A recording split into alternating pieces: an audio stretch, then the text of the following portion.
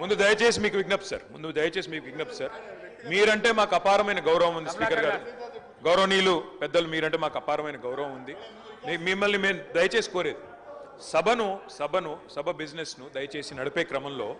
గౌరవ మంత్రులు మేమేదైనా తప్పు మాట్లాడినా మేమేదైనా మాట్లాడకూడని మాట మాట్లాడినా తప్పు మాట్లాడినా సవరించే అధికారం వారికి ఉంది వారు ఇంటర్వ్యూన్ కావచ్చు కరెక్షన్ చేయవచ్చు కానీ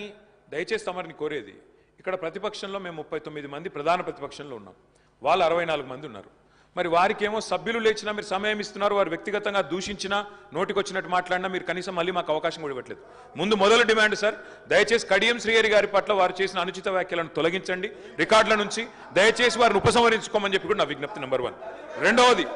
సార్ వారు ఉప ముఖ్యమంత్రిగా పనిచేసిన పెద్దలు దాదాపు 15 ఏళ్లు మంత్రిగా పనిచేసిన సీనియర్ నాయకులు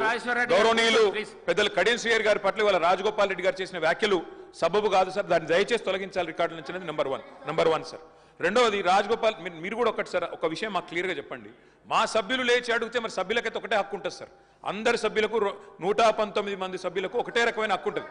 మా సభ్యులు అడిగితేనేమో మైకు రావడం లేదు మరి వాళ్ళ అవతల వైపు ట్రెజరీ బెంచెస్ లోంచి సభ్యులు అడిగినా మైక్ ఇస్తున్నారు ఎప్పుడు అడిగినా మైక్ ఇస్తున్నారు వాళ్ళని మాట్లాడమని మీరే మరి మోటివేట్ చేస్తున్నారు దయచేసి నా విజ్ఞప్తి మీతోని అందరు సభ్యులను ఒకటే ఘాటను ఒకటే పద్ధతిలో చూడాలి తప్ప ఈ రకంగా చూడడం ఇది భావ్యం కాదు కదా సార్ మీరు కూడా దయచేసి ఈ విషయంలో పునరాలోచించాలని విజ్ఞప్తి ముందు రాజగోపాల్ రెడ్డి గారు మాట్లాడిన మాటలను దయచేసి మరి రికార్డుల నుంచి తొలగించాలని మిమ్మల్ని కోరుతా ఉన్న అధ్యక్ష వారు కూడా ఉపసంహరించుకుంటే వారి గౌరవం దక్కుతుంది అట్లా మాట్లాడడం ఒక సీనియర్ దళిత నాయకుడి పట్ల ఒక సీనియర్ దళిత మంత్రి పట్ల గతంలో 15 ఏళ్లు మంత్రిగా పనిచేసిన పెద్దల పట్ల ఆ రకంగా మాట్లాడడం వారికి మంచిది కాదు ఉపసంహరించుకోమనండి లేదా మీరైనా రికార్డుల నుంచి తొలగించాలనేది డిమాండ్ రెండవ మాట అధ్యక్ష ఇందాక నాకు మీరు మైక్ ఇవ్వలేదు ఇప్పుడు ఇచ్చినారు అనుకుంటున్నాను దానికోసమే ఇందాక పొన్నం ప్రభాకర్ గారు మాట్లాడినప్పుడు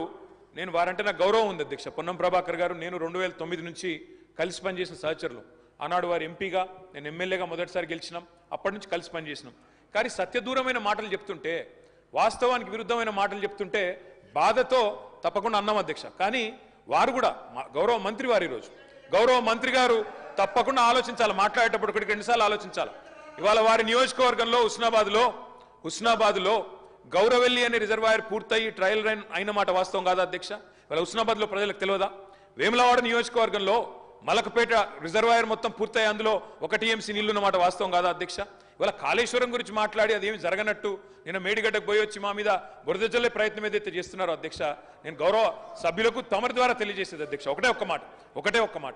అధ్యక్ష కాళేశ్వరం అనేది ఒక బరాజ్ కాదు అధ్యక్ష కాళేశ్వరం అంటే 3 బరాజులు 15 రిజర్వాయర్లు